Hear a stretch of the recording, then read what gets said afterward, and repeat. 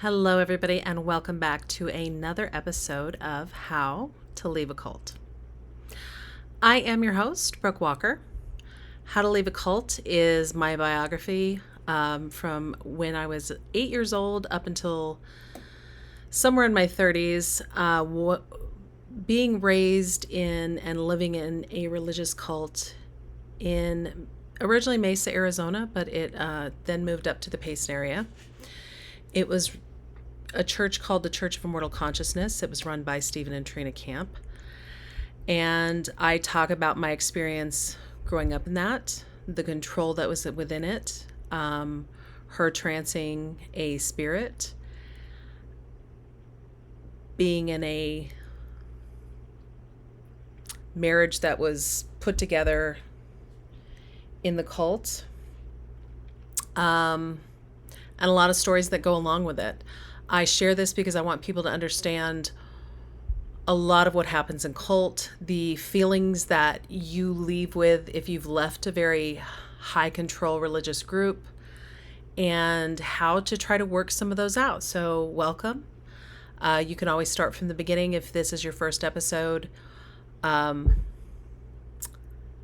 now, we're kind of roughly in my 20s. I am now a single mom with 2 children that I'm raising alone because my husband has left me because I was in a cult. And we were in an arranged marriage within it. And if you listen to the last episode, it was kind of a light episode, I would say, talking about my transition after getting divorced and me deciding to go to school. And in this episode, we're going to talk about dating, sex, shame. We're going to talk about, and we talked about shame some in the last episode, but I'm also going to talk about one of the minister's control, how he inappropriately touched me. And I'm going to discuss me trying to get some of my ownership of my life back and how that kept waning and ebbing back and forth. So welcome, and I'm glad that you've joined me. So by this time, I'm divorced. I have moved to Mesa. I'm going back to school, and I am working and waiting tables, just trying to make enough money to pay my bills. My bills are kind of like not real clear. I live in my parents' house. They paid a lot of the bills. Other people who lived in and out, because we went through this rotation of like, I was living there for a long time. For a long time, I lived with Jessica and Landon. They were originally the ones who moved with me. And then my brother and his wife lived there for a little while. And then at one point, it was me and my older sister living together with us and our kids. So we went through the timelines of each of who lived with me at any given time gets really convoluted over the years. Because I've shared with you guys the stories of the moving and how it was at a drop of a dime, you could be moved into a new household. Now, I lived in this house for quite a long time during this period. But I was waiting tables, and I was taking classes at MCC, community college. So with the intent of going back to school to become a teacher so that I could eventually work in the school that the church ran and get paid no money, probably.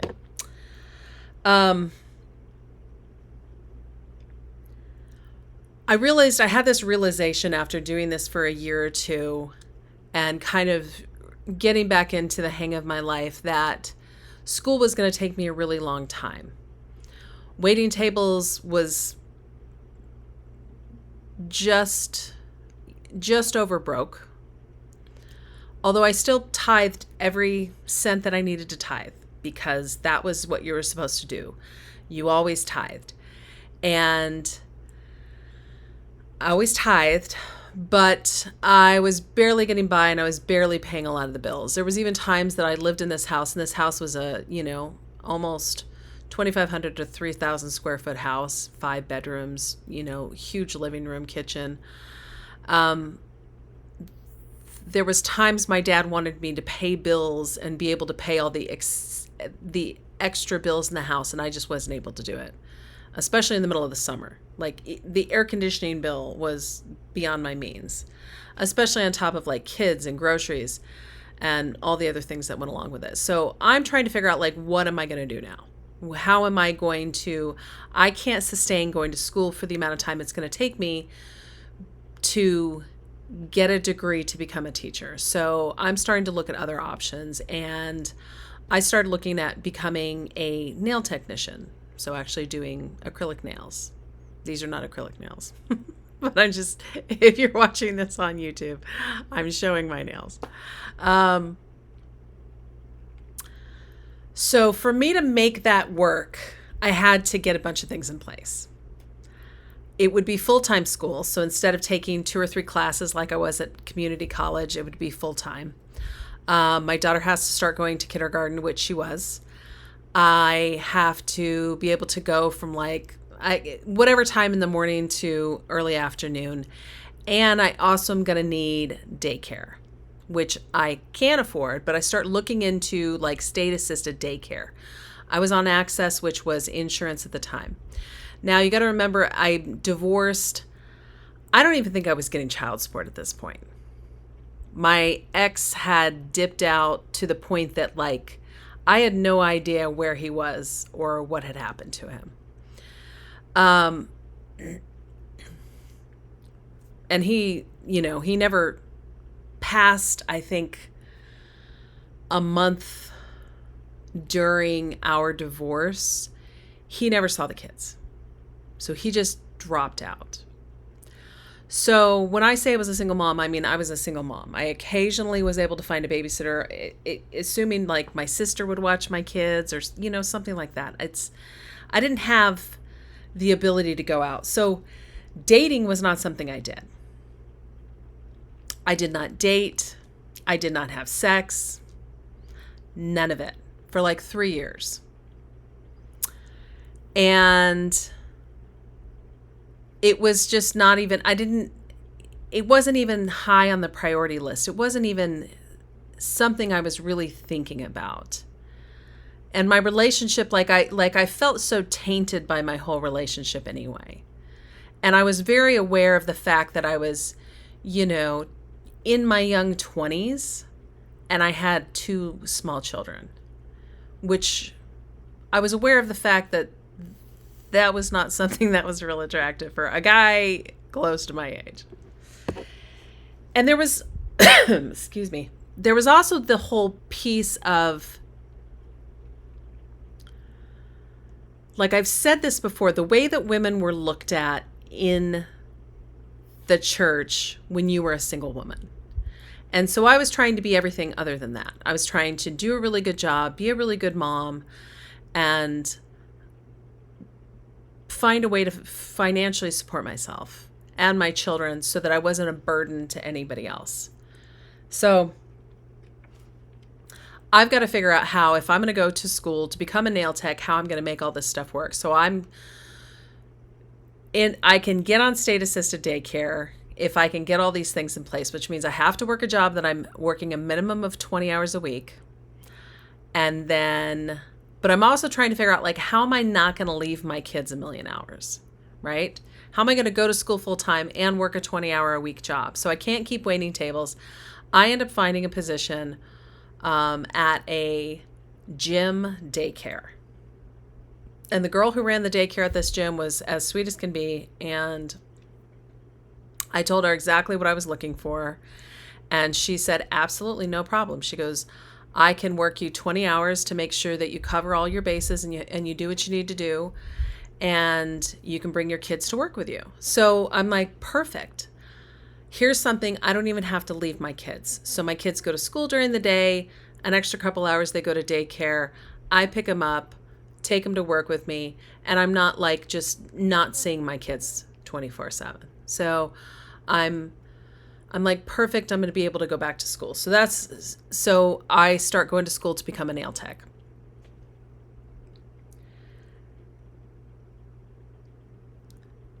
it felt like everything just fell into place, which I feel like when things are in the right space, that's what happens. Things seem to fall into place. And what I really enjoyed about it is I felt like I had some ownership about my life at the time. I felt like I was doing something that I was excited about, that I wanted to do. I didn't feel like it required other people that I was dependent on, because I had created this thing where I didn't want to be dependent on anybody because I felt like I was a burden. And when I didn't feel like I was a burden, I felt like if somebody did something for me, then I owed them. And I was really trying to avoid that. So I remember going back to school and I was just like, oh my gosh, like this is going to solve all my problems. It's just, but I also felt like, okay, this is a career that I could eventually, as my kids get older, potentially go back to school again. I can make what I need to be able to make. And, it solves a lot of my problems. So I was excited about that. And like I said, I was living in my parents' home. Again, different people living with me on and off over those years. And the way I think I've explained it before, but this was a house in Mesa, Arizona. It was a very large house. It had a basement to it. And it was positioned across the street from a house that Stephen and Trina owned. And at that time, a lot of times over those years, Lane and Nicole lived across the street. But Stephen always had a piece in that. He always had him and Trina always had a room in that house or one of the other houses down the road. But there were several houses on this block that were owned by people in the church. And at that time, I know they had the one across the street. There was another one down the road. There had been one on either side, but at that time, I don't think either of those were owned. I think those had been sold by then. So very regularly, we always would get together for coffee or say hi after dinner, maybe have a drink with, whoever it was that was living across the street, or they would come over, the kids would play together, stuff like that. The way that we lived around each other was we were always knocking on each other's door, and although we never knocked, we just walked in. And so on a regular basis, several days a week, I would walk across the street to either have a cup of coffee, just say hi, smoke a cigarette, because everybody smoked and drank. And so I go walk across the street one day and about to walk into the house. And at the same time, Stephen Camp walks out. And I don't know if this was intentional or just happenstance, but he walks out and he kind of stops in front of me and he touches me and he puts his hand like right by my neck. And then he like slowly drags his hand down my collarbone and down my shoulder. And I was wearing a tank top. And he says to me, "Been a long time since anyone's touched you, hasn't it?"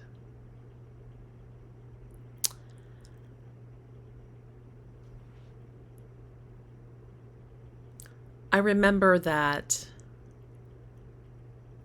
the first thought that I had was that I misheard him and that he wasn't doing and saying what he did and said. The second thought that I had was, what did I do to make him do this to me? I immediately blamed myself. I immediately went into this thought that if he was doing something sexual to me, and there was undoubtedly no way that it was anything other than something sexual, that it was something that I had caused by what I was wearing, by what I was doing. But I was doing what I had always done, which is just walk across the street. No big deal. And I had this enormous amount of shame. And I just went into this like internal emotional spiral. And I think that I walked inside just to save face. And then I just walked back home. And I never told a single soul. And I didn't tell anybody because I knew nobody would believe me. Nobody would believe me that he had touched me inappropriately. Nobody would believe my word against him. He was a minister. He ran the entire church with his wife. And I don't, like, there was not other incidents after that of that nature. I don't know what his intention was, and I never will. I assume at this point, he just loved to fuck with people, and he loved control. From everything I know about Stephen Camp, that's my opinion of the situation. He wanted to see how hard he could push and if there would be any repercussions. And he did, and there weren't, because I was terrified.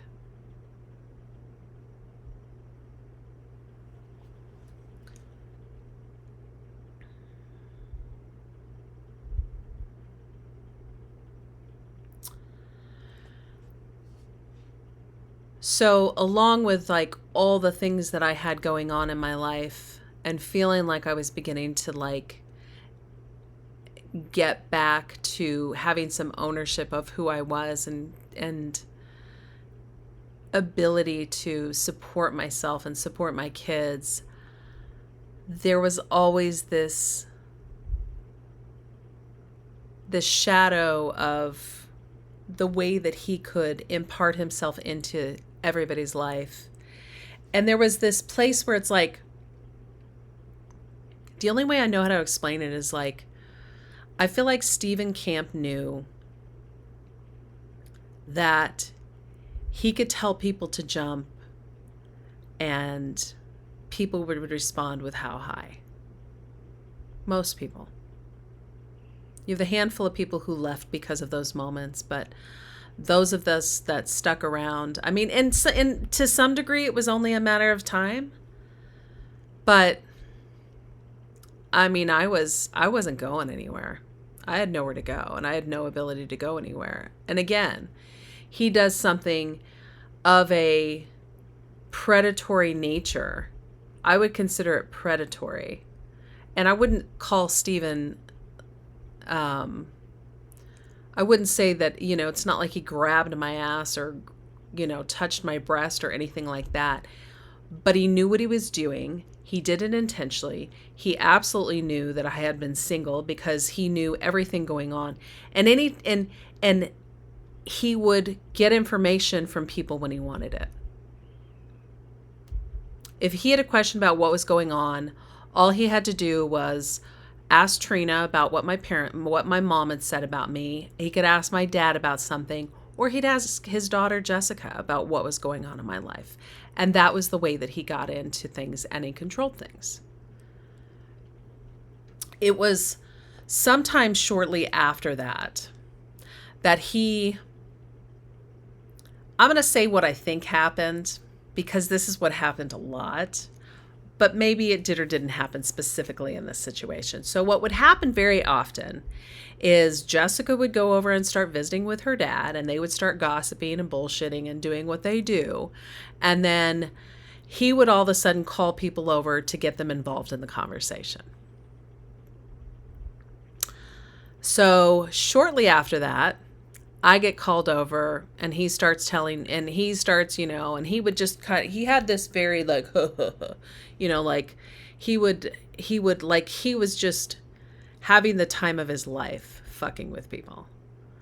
And so I get called over and he decides that, starts talking to me about my dating life and how, you know, why am I not dating and how I need to, you know, and again, it's been like 3 years since I've been divorced. Like, and who has time to date? I get myself back in school and now I'm going to school full time. So if I'm not with my kids or I'm not working my job, I'm doing homework or doing homework with my kids or just, like grocery shop, make dinner, clean the house. There isn't time for anything else. Who's got time for more than that?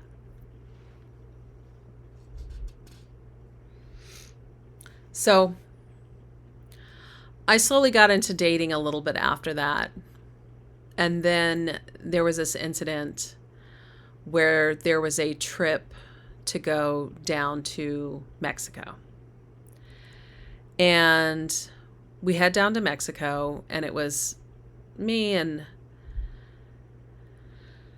Jessica and Landon, a bunch of the younger group that's a little younger than us, a couple years younger than us. And I ended up having a one-night stand that nobody knew about. I didn't tell anybody except for Jessica because she was my best friend at the time.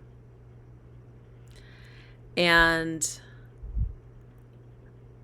I don't really think much of me. I don't think much of me telling her about this until a week or two goes by and I get a phone call.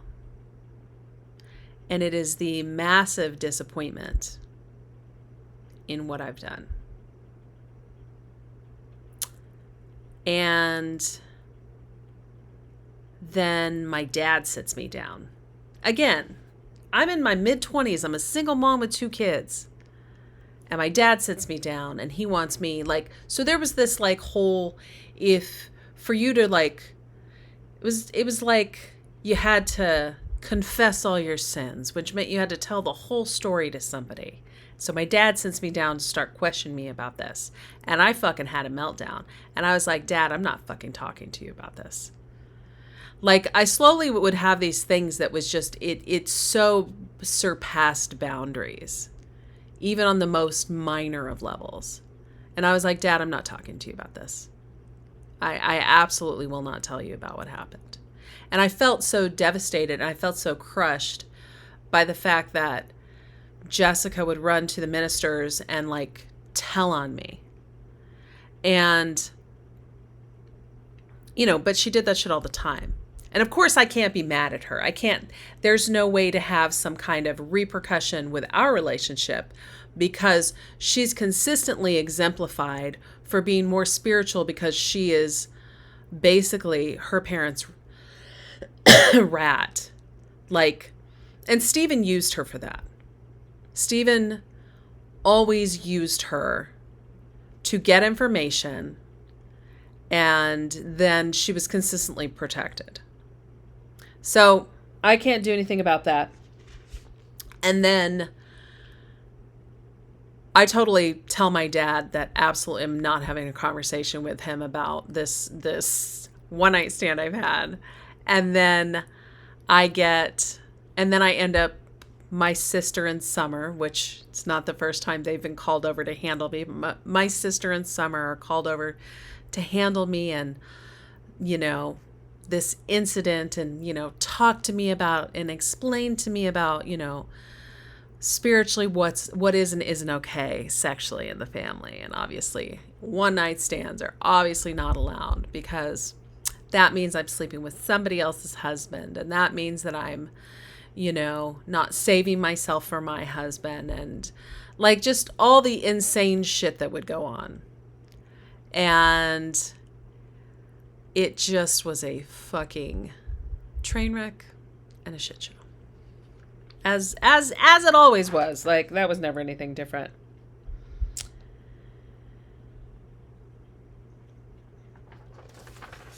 And the truth is it was moments like that did slowly get me to get a little bit farther away. Because I was exhausted. And I had an abundant amount of energy at that age, but I was exhausted by the stuff. I was working my tail off. I had already been through so much at the young age of like, I may have been like 25 at the time. You know, I'm a baby, but like I'm a single mom and just trying to survive. I was trying to survive and hoping that I could get myself to a place that I was doing a lot more than surviving. And a lot of the times I was so close to not. And there's such a big gap between being on the edge of being able to, like, especially once you've had kids, there's this gap of trying to get yourself to the next rung of the ladder so that you're not in this dependency mode. And that was what I was working for. So next week, we'll talk about once I actually did start dating. The other thing I wanted to talk about today was that place of being in survival versus being in thriving. So I was listening to this the other day, and it was a Joe Dispenza thing, and I'm sure I've mentioned his names many of times. He has phenomenal books. I totally recommend grabbing one or two of them. The first one I ever got into was Breaking the Habit of Being Yourself. And it was phenomenal for me. And I kind of wanted to talk about, because I heard this on one of his talks recently, that when you come from trauma, and I definitely came from trauma, when you come from trauma, that there is that you come from a survival state. You are actually in a state of trying just to survive, financially, emotionally, relationship-wise. And when you're trying to break out of the survival state and get into a thriving state, it goes against what your body is used to. Your body actually fights against it. Not because that's not the best place for you to be, it's just because your body is familiar with something different. And us as a safety mechanism within our bodies, one of the things that happens is to keep us safe when there's something that could cause us danger that's different than what we know. Our body says, whoa, wait a minute. No, that's dangerous. We shouldn't go there. So when you've been in survival and what you know was more dangerous than what's out there, you have to break past that. And it's a little more challenging, but it's doable. So any given day, us as human beings, we have between 70 to 90,000 thoughts per day. Women have a little more than men, generally speaking. And of those thoughts, a huge percentage of them are negative. The beating ourselves up, and repetitive. Most days we're just thinking the same thing we thought yesterday. What do I have to do today? Pay the bills, go to work, significant other, friends, family, blah, blah, blah. Like, it's just like we get into very much just repetition day after day. If you've lived in a survival state, not only is a huge percentage of them negative, and they're negative for everybody, by the way. That's not just a, hey, you came from something traumatic. That's just generally statistically, most of our thoughts are negative. But if you want to get out of that, the biggest and best way to do that is to begin to change your thinking, and because these are habits, and changing a very small habit makes a huge, huge difference. So sometimes it could be changing the way we speak to ourselves. So notice that throughout your day, if you're saying negative things to yourself, beginning to go, oh, okay, instead of that, I'm going to say this instead. Like, oh my God, it was so stupid that I forgot that. That's a negative thing that you say to yourself. And instead of saying that, say, oh, I must have been busy today, so I forgot that.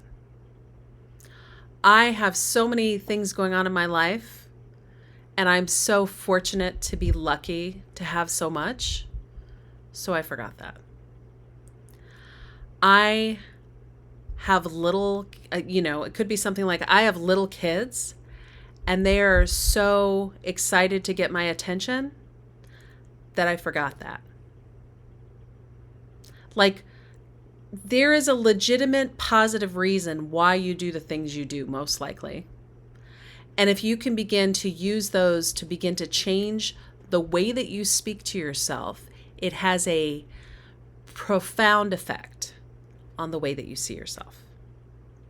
Because we have this internal dialogue that goes on, and it often beats us up. And so you want to begin to understand that, first off, some of what comes in that internal dialogue is not you. That is learned. That is something you learned when you were younger, and potentially for people that don't need to benefit from still having the dialogue in your head. I was raised around a bunch of shitty ass fucking people. And I've worked very hard to remove some of their negative dialogue from what goes on between my ears. They don't deserve space in my life anymore. They already took enough of my space. Now I get to live my life on my terms, the way that I choose, and I'm the one who decides the thoughts that I'm going to think. And if something comes across that I don't like, that I don't want to be thinking or saying, I challenge it. I go, oh, okay. Well, gosh, why would I think that?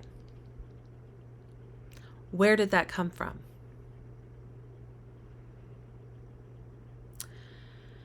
And if I know that it came from something when I was younger, then I will challenge it and I'll be like, okay, well, is that true? And I will look for evidence to either reinforce or remove that thought. And I'll be like, no, it's not true, actually. I am worthy. One that I have a lot is that I'm not worthy. And so when I think to myself, well, I'm not good enough, I'm not worthy, I'm not this, I'm not that, I go, where did that come from? It's like, well, that came from my childhood. That came from all these incidents that happened in my childhood. But I know that's not true. I am worthy. You know what proves to me I'm worthy? Because people that I love, that are my friends, my significant other, my children, my family, those people value me in their life. People that I work with, they value me in their life. Which means I am worthy. I'm worthy to all these people. So that's not true, which means if I have that thought, now that I know it's not true, I can go, well, I know that's not true. I know it came from that. And so when I have it, I go, okay, why is that coming back up again? Am I trying to push outside of my comfort zone because I want to grow into something different? And so those uncomfortable feelings are there. And I know that I can ignore them and just be like, that's okay. I could feel uncomfortable with this, but I can get past it too. Getting into a thriving state when you've come from a survival state means understanding and questioning where those thoughts came from and understanding that there's thoughts that you have that actually don't even belong to you. Someone else gave them to you and you don't have to keep them. It's the gift that keeps on giving. And you know what? You can undo it though. You have control over the thoughts that you think. And if you want to change them, you can. And there's all these things that do it, whether it's journaling, meditation, mindfulness. And I recommend getting into some coaching. I've talked a lot about getting into therapy. I think therapy is a beautiful thing. But I do want to make a clear point that therapy and coaching are not the same thing. And here's the way that I look at it. This is not always 100% the way it is, but therapy is often more dealing with difficulties and traumas. And I think of therapy as more of like working on past situations. Coaching, in my opinion, is much more about how do we get you from A to Z, and putting down like I want, working with somebody that you say, I want somebody who can help take me from here to this finish line. And then you hire somebody who has been from here to this finish line, and they show you how to get there. And they hold your hand on the way. And they encourage you, and that's a little bit more what coaching is like. So there's a lot of amazing coaches out there. I believe I'm going to actually I'm going to have some coaching stuff that I begin to offer within this group. I'll let you know when that comes. It may not be for a few months, but it's one of my goals is to offer some different coaching for those who would like it. So anyway, thank you guys. Like, 5-star me, share, leave me a testimonial or a review wherever it is you happen to be watching this. It means a lot. It means it gets to more people, and it helps me to grow this and be known by more people. And so I appreciate you, and see you next time. Bye-bye.